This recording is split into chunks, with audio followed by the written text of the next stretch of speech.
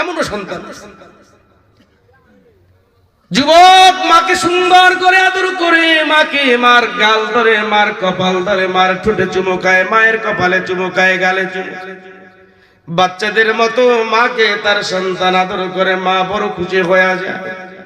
মা বলে, বাবা রে, আমি তোর জন্য দোয়া করে গেলাম, আল্লাহ তাআলা তোকে যেন পয়গম্বর মূসার সাথে, তোকে পয়গম্বর মূসার যেন জান্নাতের মধ্যে বন্ধু বানায়।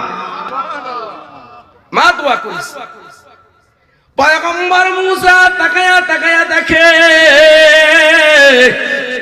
আহারে, এমন একটা আমল করার কারণে আল্লাহ তাকে আমার বন্ধু বানাইছে। পয়গম্বর মূসা দেখে দেখে চোখের পানি ছেড়ে ছেড়ে কান্নায় ভেঙে পড়েছে। আর তাকায়া তাকায়া দেখে সন্তান কত সুন্দর করে আদর করতেছে। ডাক দিয়া বলে, যুবক, আমি তো মুসাফির, আমি আমার সংবাদ, আমি আমার পরিচয়টা আর গোপন রাখবো না। এ যুবক, আমি হইলাম এ জামানার পয়গম্বর মূসা। ওই জান্নাতের মধ্যে আল্লাহ তাআলা তোমাকে আমার বন্ধু বানাবে। আমি আমার বন্ধুকে চেনার জন্য আল্লাহর কাছ থেকে অনুমতি নিয়ে আসলাম। এজন্য আমি দেখলাম কই আমার বন্ধুটা কেমন হইতে পারে। আসলে আমি দেখলাম আমার বন্ধুটা বড় একটা দামি বন্ধু, বড় দামি বন্ধু। এ যুবক, কথাগুলো বলার উদ্দেশ্য হলো, মা যদি দোয়া দেয় সন্তান দুনিয়ার জমিন থেকে জান্নাত হাসিল করে নিয়ে যেতে পারে। মা যদি বড় দোয়া দেয় সন্তান দুনিয়ার জমিনে ধ্বংস হয়ে যাইতে পারে। এমনও সন্তান আছে দুনিয়ার জমিনে এত ইনকাম করে বরকত নাই, এত পরিশ্রম করে বরকত নাই, এত টাকা পয়সা ইনকাম করে, দু চোখে দেখে দু হাতে কামাই করে, অবশেষে তার কোঠায় শূন্য খাতা হয়ে পড়ে থাকে। বারবার হুজুরের কাছে যায়, বলে, হুজুর, এত ইনকাম করি, টাকার কোনো খবর নাই। আমি বলবো, যুবক রে, তুমি একটু চিন্তা করে দেখো, মা কোনো কষ্ট পেয়েছে কিনা, বাবা কোনো কষ্ট পেয়েছে কিনা। এবার প্রশ্ন থাকতে পারে, হুজুর, মা তো চলে গেছে, বাবাও চলে গেছে, কি করব, এখন তো কোনো কুল নাই। হ্যাঁ বন্ধু, অপশন আছে।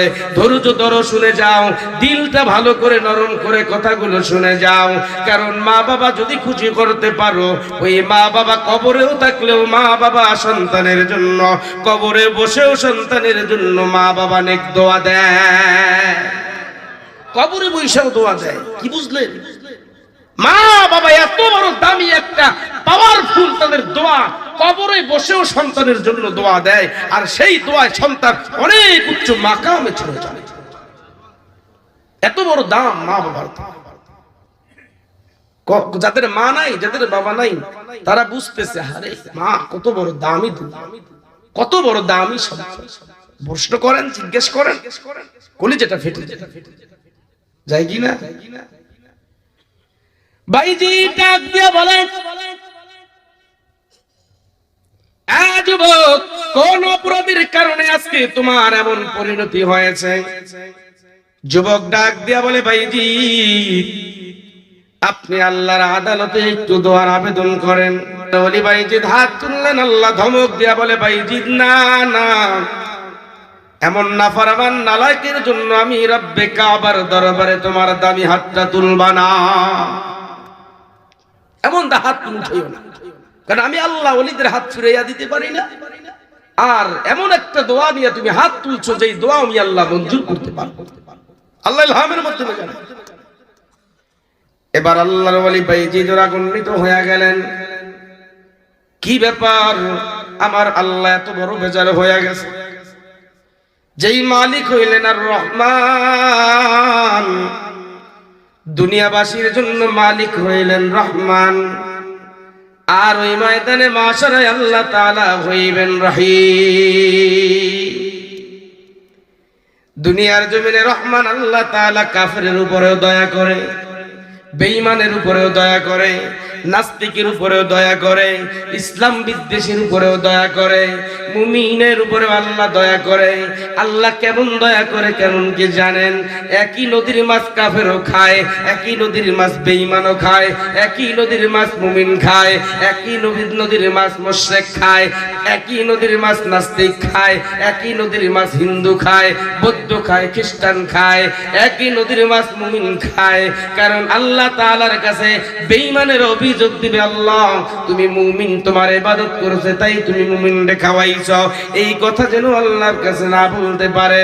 কারণ আল্লাহ হইলেন লা শারীকা লা, আল্লাহর কোনো শরীক নাই। আল্লাহ হইলেন তাবারাকাল্লাযী বিয়াদিহিল মুলক, আল্লাহ পাক হইলেন একজন, আল্লাহর কোনো কার হইতে পারে না। আল্লাহ হইলেন নিরাকার। আল্লাহ রাব্বুল আলামিন এই দুনিয়া গোটা বিশ্ববাসীর রহিম রহমান, আর ওই কবরবাসীদের জন্য ওই ময়দানে মাশারে আল্লাহ মুমিনের জন্য হইবেন রহিম। কারণ ওই ময়দানে মাশারে কাফিরদের কোনো মূল্য নাই, নাস্তিক মুরতাদদের কোনো মূল্য নাই, ঈমানদারের বড় দাম। আল্লাহ তাআলা এই সিফাতি নামটা রহিম দিয়া, রহিম নামের চাদরের মধ্যে আল্লাহর প্রিয় গোলামগুলোকে আবৃত্তি করে জান্নাতে পাঠাইয়া দিবে। বাইজিদ রহমাতুল্লাহি আলাইহি ডাক দিয়া বলে, হারুন কি অপরাধ করেছো? এত বড় সীমা লঙ্ঘন করেছো যার জন্য আল্লাহ পর্যন্ত বেজার হয়ে গেছে। এবার হারুন চোখের পানি ছেড়ে দিয়ে বলে, আল্লাহর ওয়ালি ভাই, আপনার শরীরে দুইটা হাত আছে, আমারও দুইটা হাত ছিল। আমার এই হাতটা আমার নিজের হাত থেকে ধরে, অস্ত্র ধরে আমার একটা হাত আমার শরীর থেকে আমি নিজে আলাদা করে ফেলেছি। আর যে দুইটা পা দেখেন, আপনার মতন আমি একজন স্বাভাবিক মানুষ ছিলাম, সুস্থ মানুষ ছিলাম। অপর হাতটা দিয়া ধরে আমার একটা হাত দিয়া ধরে আমার একটা পা আমি আমার নিজের শরীর থেকে আলাদা করে ফেলেছি। আল্লাহর ওয়ালি ভাইজি ডাক দিয়া বলে, কেন? বলে, আল্লাহর ওয়ালি শোনেন, আমি যখন ব্যবসা করার জন্য সিরিয়ার শহরে যাইতাম, আমার বাড়িতে আমার বিবিকে রেখে গিয়েছিলাম। আমার একটা সন্তান ছিল, আর বিবি ছিল, আর মা ছিল, বৃদ্ধা মা ছিল। বিবি আর মাকে দুজনকে হাতের সাথে হাতটা মিলাইয়া দিয়ে আমি বলে গেলাম, বিবিরে, আজকে এই মাটা আমার মা না, তোর মা। তুই তোর মায়ের নজরে দেখবি, তোর মাকে যেমন আদর করো তেমনই দেখবি। তুই অপরাধ করলে যদি তোর মা তোকে শাসন করে, আবার মা শাসন করার অধিকার রাখতে পারে। আমার মাকে কষ্ট দিস না। আমার বাবা মারা যাওয়ার পর থেকে আমার মা বিবাহ করে নাই, তিল তিল করে রক্ত ঘাম করে আমাকে পরিশ্রম করে, টাকা পয়সা করে পরিশ্রম করে, টাকা পয়সা অর্জন করে আমাকে এত দূর পর্যন্ত বানিয়েছে। আমার মাটাকে আমি তোর কাছে আমি আমানত দিয়া গেলাম, জিম্মাদারি দিয়া গেলাম। খবরদার বিবি রে, আমার মা যদি বেজার হইয়া যায়, আমার জান্নাত আমার জন্য হালাক হইয়া যাবে। আমি জান্নাত পাইব না, জাহান্নাম আমার জন্য লাজিম হইয়া যাবে। এ বিবি, আমার মাকে তোর কাছে রেখে গেলাম, আমার মার মনে কষ্ট দিস না, কোনো যন্ত্রণা দিস না। আমার বিবিকে আমি এত বুঝাইয়া বললাম, আমার মা বৃদ্ধ মানুষ বুঝে না। কারণ বৃদ্ধদের বুঝ আর বাচ্চাদের বুঝ একরকম। বাচ্চাদের মেজাজ থাকে খিটখিটে, বাচ্চারা কথায় না কথায় রাগ করে ফেলে। বৃদ্ধ যদি মানুষ হয়ে যায়, তাদের ব্যালেন্স ঠিক থাকে না। তারা একটা দুইটা কথা বললে তারা ক্ষিপ্ত হয়ে যায়, এমনটা আচরণ দেখা যায়নি বলে নাই? আমার মাকে আমি রেখে গেলাম, বিবিটাকে বললাম, বিবি রে, আমার মাকে তুই যত্ন করিস, আদর করিস। কিন্তু আমি কয়েকটা দিন আমার সফরটা বড় লম্বা হয়ে গেল। আমি আমার বিবিকেও বহু ভালোবাসতাম, বড় মহব্বত করতাম, মাকেও বড় মহব্বত করতাম। যখন আমি আমার মাকে রাখলাম, আমার মাকে রেখে আমি ব্যবসার জন্য চলে গেলাম। এই ব্যবসার জন্য যাওয়ার মধ্যে আমার মা এই আমার বিবির কাছে থাকার পরে আমার বিবির সাথে মায়ের সাথে কিছু কথায় কাটাকাটি হলো। মায়ের আচরণ বিবি ধৈর্য ধরতে পারলো না, সহ্য করতে পারলো না। বিবির সাথে মায়ের সাথে এক পর্যায়ে কথোপকথন কথায় কাটাকাটি হলো। বিবি আমার রাগান্বিত হইয়া ঘরের মধ্যে বসে আছে, আমার মা ঘরের মধ্যে বসে আছে, কেউ কারোর সাথে কথা বলে না।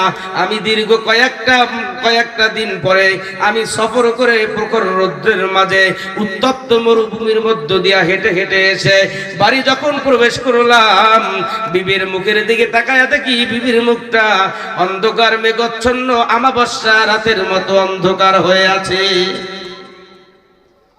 আমার মা দরজার কাছে দাঁড়াইয়া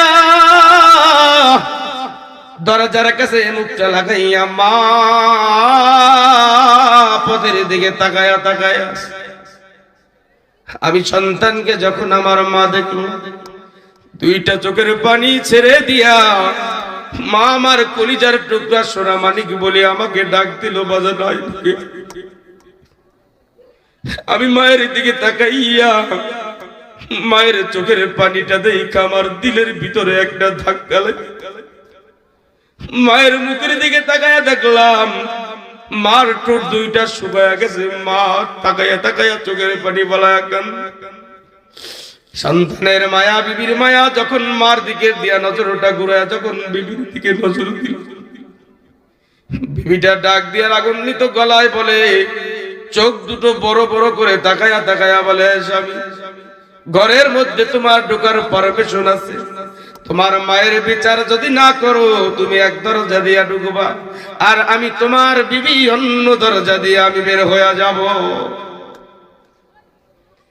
সন্তান প্রখর রৌদ্রের মধ্যে এসে তার মাথা ঠিক ছিল না, কারণ কোন পুরুষ মানুষ সারাদিন যদি পরিশ্রম করে, ব্যবসা করে, বাণিজ্য করে, এ পর্দার মা তোমার কাছে একটা ছোট্ট আমল দেয়া যায়। মাগো, তোমার স্বামীটা সারাদিন দোকানদারদের কাছে কত দোকানদারি করে, শত শত মানুষের সাথে কথা বলে, সারাদিন পরে যখন বাড়িতে আসে মেজাজটা কিটকিট থাকে।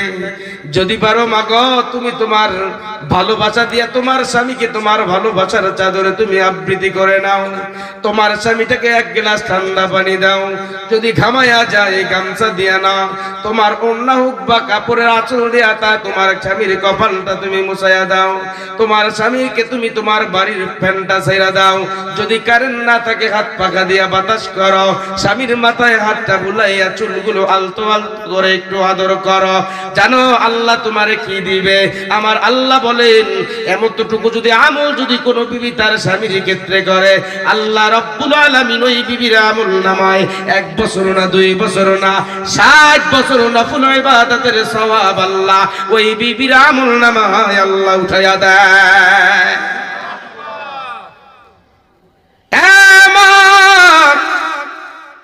তোমার স্বামী প্রবাসে জীবন কাটায়, জানো কত ভয়ানক যন্ত্রণা, কত বড় কষ্টের যন্ত্রণা। আমার ছোট বোন জামাই বাইরে ছিল, একবার না 2 বছরের মধ্যে 7 বার জেলের মধ্যে গেছে। আমারও একটু টাকার ইনকাম করার লোভ সবার ভিতরে আছে না? আমারও একটু লোভ জাগলো, সত্য কথা বলি। আমিও যাওয়ার ইচ্ছা করলাম।